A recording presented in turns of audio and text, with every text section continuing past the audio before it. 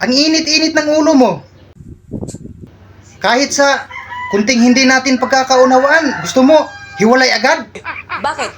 Kahit nakita ko ang mga panluloko mo sa akin, gusto mo hindi pa rin tayo maghihiwalay?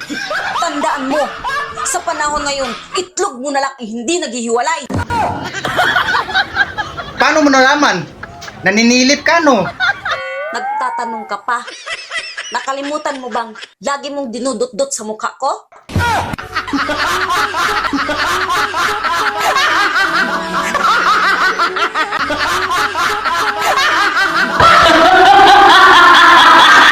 Inday, pagkatapos mo dyan, sunod ka sa akin agad doon sa kwarto, ha? Sigurado po ba kayo sa'yo? Oo, bilisan mo dyan. Pagkatapos, sunod ka sa akin agad doon sa kwarto. Ano ka ba? Sige sir, susundan po kita kaagad. Andito na po ako, sir.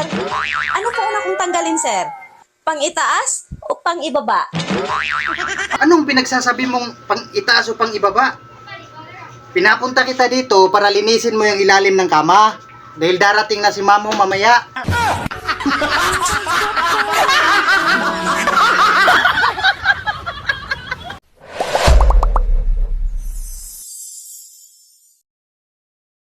Jesus!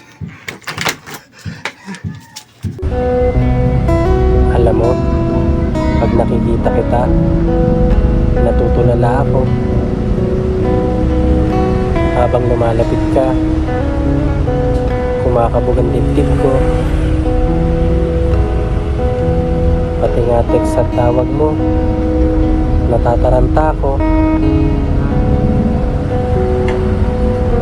Baka pwede naman sana